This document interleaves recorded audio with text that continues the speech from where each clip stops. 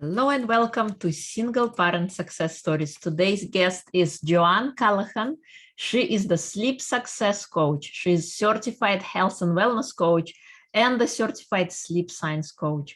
She is passionate about empowering children and families to live a healthier and happier life. Welcome, Johann. It is a pleasure to have you. Hi, Irina. I'm so delighted to be here. Thanks for inviting me. Thank you. Thank you for being here. So please share with us your story, who you are, what you do, how you decided to be a sleep success coach. Yeah, it's an interesting story. Actually, I came from the world of programming, computer programming, and I used to work in a company for 17 years and started off on a low position and worked my way up. Eventually, I was doing the programming for a number of years. And so there's a vast change between what I used to do and what I'm doing now currently. And how that came about really is I gave up my job after 17 years. As I said, I was working there for 17 years because I wanted to have a baby. Mm-hmm. And unfortunately, my baby actually died. And through the result of that, she died on the day that she was due. So I carried her full term. Mm-hmm. And I went through all the normal grieving processes and lots of depression, grief, all that sort of thing. Mm-hmm. And I found a lady who actually helped get my life back in order. And I call her a spiritual coach, spiritual healer, whatever term you want to call it. But basically, she taught me how to love myself again and all the self-care elements that many of us are guilty of not looking after ourselves. And what I really got from that, Irina, was how powerful we all are as individuals and how we have the power within ourselves to take back control of our lives again, to be healthy. Right. And it's not just eating healthy, sleeping well, it's all those things, but it's also what we have in our head. And I got into the whole sleep area through my coach. He told me to write a book. At the time, I became a qualified holistic therapist, and my clients were coming to me saying they were exhausted, they had no energy, they had lots of regrets because they couldn't play with their children, go out playing football or get down and roll around on the floor with the kids and all this kind of thing. And that was when I said, oh my God, people are really tired, they need more sleep or better sleep. So when I done the research writing the book, I found it even more profound insights. And that was when I decided I got to share this with people. So currently now I'm doing online courses and workshops and talks and corporate talks. And I just love it, Irina. And I really want to create an awareness of how powerful sleep is. As part of our lifestyle. Everything is important. That's why we call it holistic. But in my opinion, sleep is the foundation, because if you think about it, if you're tired, you're not going to have the energy to go for a walk, to do some exercise. If you're tired, you're not going to be in the humor of making a nice prepared meal. You're not going to put the time into it. You're just going to want something quick, something that will fill you up, maybe a chipper as a takeaway. Some kind of convenience food you can show in the microwave. So there's lots of reasons why we need to sleep well, to enhance our other pillars of our health as well. But also it really makes us feel good and our body works better. And that's the bottom line. So that's why I'm doing the work that I'm doing today. And I absolutely love it. I love it. I think, sleep is so important. And oftentimes we think it's underrated. Oh, I sleep later. But then we don't look at the consequences, how much it attributes to our whole life when we are awake. If we didn't get that good enough sleep, then we show up half as good to everybody else and to ourselves. And to your point, we just shove quickly something in the microwave or do something haphazardly just to go through the day, and then where the day went. And even as a parent, Irina, like you're a parent yourself, and you'll get this. If you wake up tired and you've got kids and you've got to mind them, and it's very easy as a parent to just fly off the handle and give out to your child, or be mean to your child, or take your if you're not feeling well or whatever, results been tired, you're going to take that out on the child. It's just too easy to do that. So It really makes sense, and it really is a responsibility even for parents. And I know it's difficult when we've got kids and we're cleaning the house. We may be an entrepreneur as well, like you and I both are. So there's a lot to juggle. But really, when we can get a good night of sleep, it really enhances everything that we do, who we are, basically, you know, because how you show up, you mentioned it, how we show up in life. And that's literally you're showing up as a better version of yourself. So your relationships with your children, your spouse, if you have a spouse or a partner, your just relationships with everybody, including your kids, are just so much better. So yeah, it's really important, not just for yourself, but other people around you as well. So yeah, so it's really, really important. Yeah. Yeah. So please share with us, what are some of the 3 tips on how to get better sleep? Oh, so there's loads and loads of tips, but the top 3 that I really like and encourage people, because first of all, we're all individuals, so we all have different needs. So there's no one quick fix for everybody, but there are some guidelines and you can adjust them accordingly. But the top 3 that I would have, that I like to share with people, the very first one is, first thing in the morning when you wake up, is within, say, 15 minutes, within 15 minutes or so of waking up, to go outside and get some sunshine. And the reason I say this is absolutely crucial, because we have this circadian rhythm. So the circadian rhythm it's like a biological process. We've evolved with this daytime and nighttime, and all our cells operate according to this clock. We have like body clocks, and our body clocks, our internal system works according to the time of day. So for example, we sleep at nighttime and we're awake during the daytime. We eat food during the daytime, and we fast at nighttime. Our temperature changes according to different times during the daytime. In the afternoon, the afternoon slump, as most people call it, between 1 and 3 o'clock in the afternoon, we tend to, our body temperature cools down, and this is often the best time for a nap. So we have all these different systems, and our body correlates with the different times of day. So by getting sunshine first thing in the morning, it literally resets this biological clock, this circadian rhythm. It resets so that we can have an optimal day and have more energy and more focused first thing in the morning. And then our cortisol, which is our stress hormone, is typically highest in the morning time. So when we get the sunshine hit in the morning time, it allows the cortisol to come on, and this is what enables us to be focused and alert. So cortisol is a stress hormone, but it's not entirely a baddie. We do need cortisol to get us up in the morning, right? So it does serve a purpose. The problem is we're living in a very stressful world at the moment, and we have too much stress. So ideally, we want high cortisol in the morning and low cortisol in the evening time to allow the onset of sleep. So that's tip number 1. So so getting sunshine first thing in the morning. And I don't, you live in New York, Irina, don't you? It's New York you live. Yeah, so you'd probably kind of have the same. You'd probably have very cold winters. I think you have very cold winters. Yeah. So here in Ireland, it's very overcast quite a lot of the time. And so people say, well, how long should I sit out in the sun for? So if you do have optimal sunshine, 10 minutes could do, 10, 15 minutes. If it's an overcast day, like it typically would be here in Ireland, especially in the wintertime, 25 minutes, half an hour sitting out in the sun. And I go out in the morning, I have a cup of tea, and I have a chair outside my back door, and I literally sit outside in the sunshine and get my rays of sun. Obviously, if it's very hot, if you're living in a Mediterranean country, you don't want to be getting direct sunshine. We do need to be mindful and responsible. Too much sun, and we don't want our skin to burn. So be mindful of that as well, obviously. So take caution and use your own judgment, what's safe. But generally, I don't encourage the use of sun creams, because we do need sunshine to give us that vitamin D as well. There's a lot I could say about sunshine. I could go on for another hour, but getting the sunshine first thing in the morning is what's going to really reset that circadian rhythm. So that's tip number 1. So tip number 2 would be, so in the evening time, we want to be able to wind down at nighttime. So staying in the conversation of light, the light from the sun is what resets the circadian rhythm, as I said. But what's happening now, Irina, is we're living in a world of technology. and there's a lot of artificial light. Yeah. So we all have mobile phones. I think nearly every teenager at this stage has a mobile phone. I think it's terrible, but that's another conversation.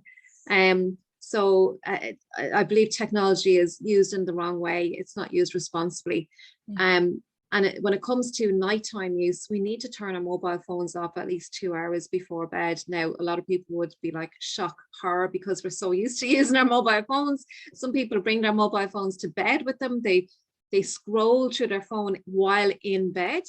And a lot of people say to me, Joanne, I need to use my mobile phone for an alarm clock, right?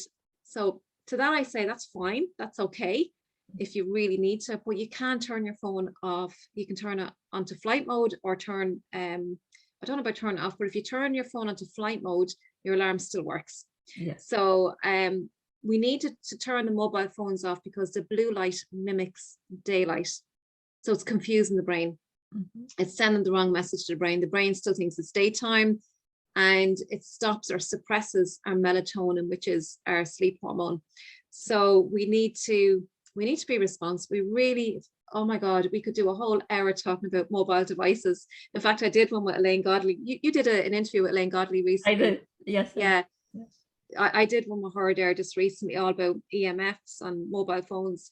But we really need to be more responsible around mobile phones, especially children, because and maybe your viewers can look at the interview with Elaine Godley on the EMF and technology I did with her. It's coming out very soon. But it can be really detrimental to your health. It can literally damage right down to your cells, all this EMF and technology. But the blue light as well is suppressing that melatonin. So that's tip number 2, is to stop using your mobile phone at least 2 hours before bed. So do you think that's something that you could do, Irina, or what habits do you have with your mobile phone? I've been practicing that for the past how many years, like three or 4 years. So I'm totally on board with you. Yeah. Because we wanna calm our brain out, and the more we use the electronic devices, we involved in the interactive mode, keeps our mind like crazed up and occupied and all excited. And we want to do the opposite. And another thing also about the screens, because our mind is very suggestible immediately when we go to bed. We want to put good pictures in there. Maybe, like, you know how for children we read a fairy tale when they go to bed? What if we read a fairy tale to ourselves, or a book that to fill our mind with some positive images? That is so true, because when we're going to bed at nighttime, that's why it's never good to have to have arguments at nighttime before you go to bed, or watch any like thriller horror movies, because that's what the imprint that's left in your head, or even a book, like reading horrors and stuff, because that's creating an image in your head. So that's a really great point. And especially for kids, like the fairy book stories or whatever like that. And something else I like to do before I go to bed is gratitude, practicing gratitude, because that really raises your vibration up and leaves you feeling good for when you're going to sleep, so that you can drift off to sleep but not wake up during the nighttime as well. So the content is really important before you go to bed as well. But I love that. I love that what you said. A lot of people, they say, because I do feel you can watch TV before you go to bed right now. A lot of people say no TV, but it's the proximity, it's how far away the screen is. So most laptops, mobile phones, they're within 4 or 2 feet of our face, so it's a very close proximity, whereas a TV could be I don't know, 6 to 8 feet away from you, a good bit away from you anyway. So the proximity is a lot further away. But not watch horrors or anything like that before you go to bed. A nice comedy, some people like to wind down using the TV, some people don't at all, and that's fine. So whatever it is that works for you, find whatever it is for you that works to help you wind down at nighttime, but be mindful of the content of what you're putting in your head. So tip number 1, the getting sunshine first thing in the morning, and tip number 2 is be mindful of the mobile devices. And tip number 3, Irina, I would say the habit of eating. So there's a lot of overweight and obese people in the world today, right? And it really does have an impact. They say if you're overweight or obese, you have a smaller brain. It literally shrinks your brain. Yeah, Dr. Amen often talks about this, so you can look him up. He's a brain specialist. He works with the SPECT system, SPECT. So it's a real live imaging process. You know, when you talk about the brain being suggestible, you can pick it up in real time with this SPECT imaging thing that he does. Check him out. He's really, really good, and he does an awful lot of stuff around brain health.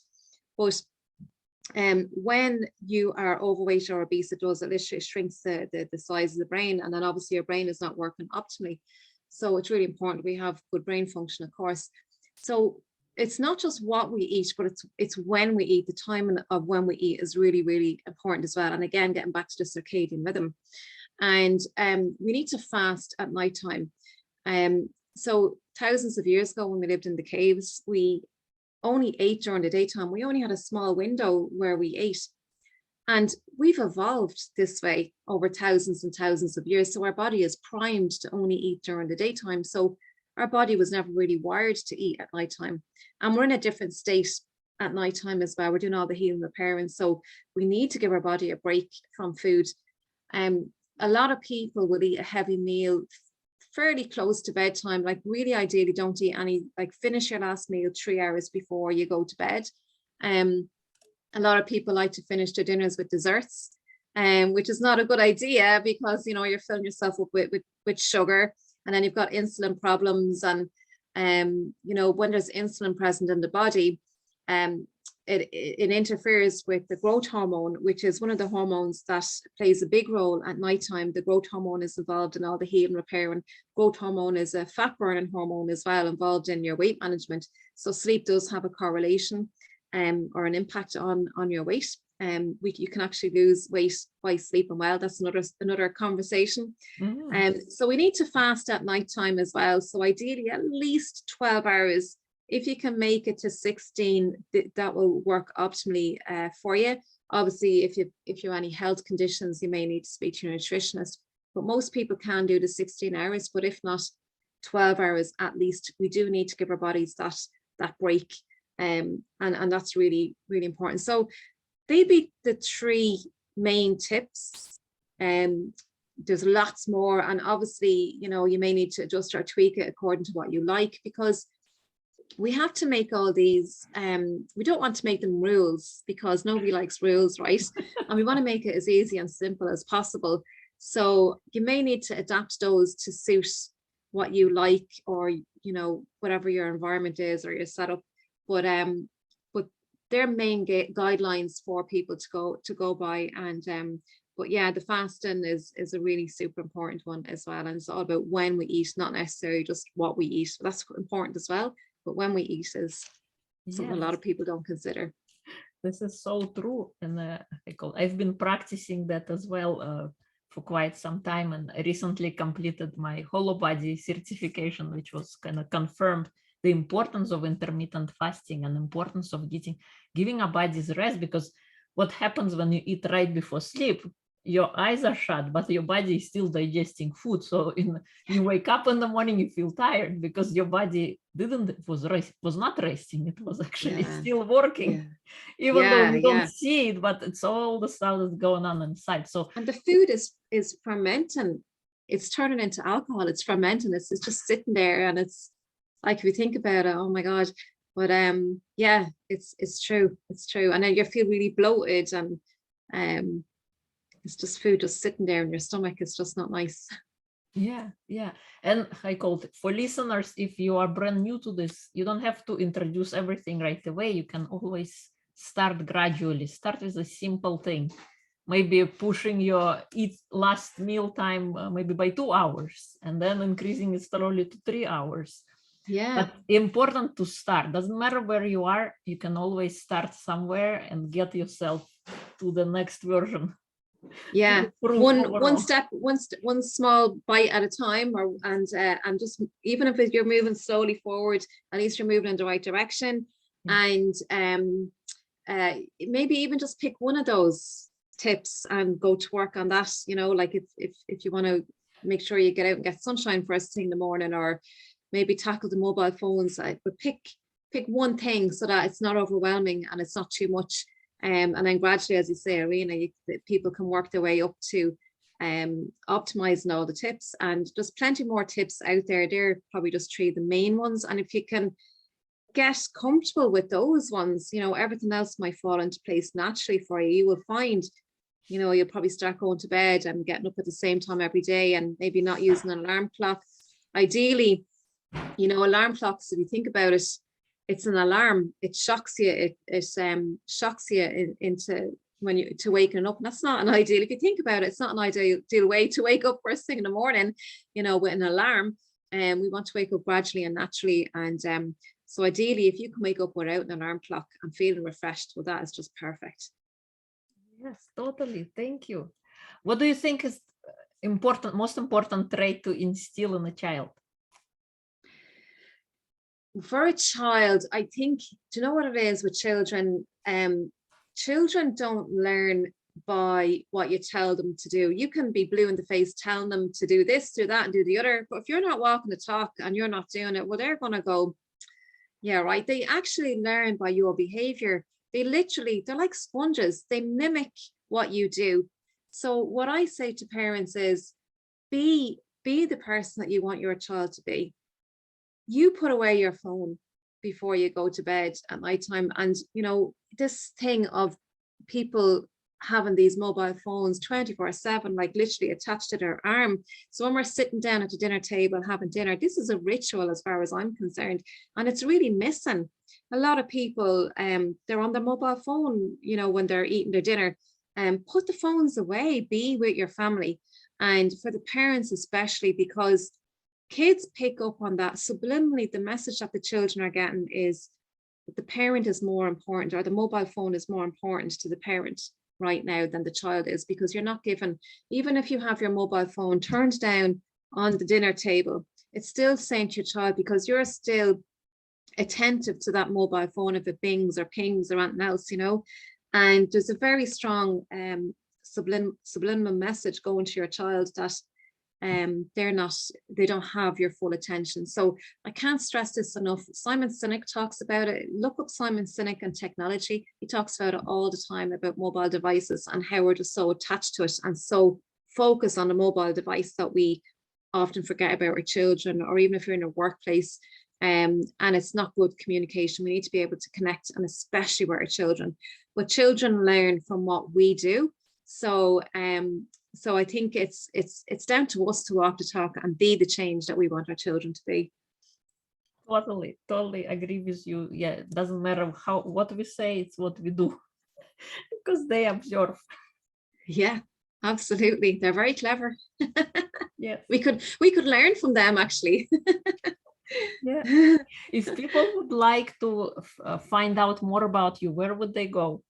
So they can find me on johanncallaghan.com, Johann, that's how I spell Johann.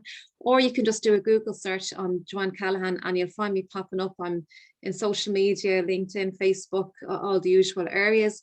So just do a Google search and they'll find me. Thank you.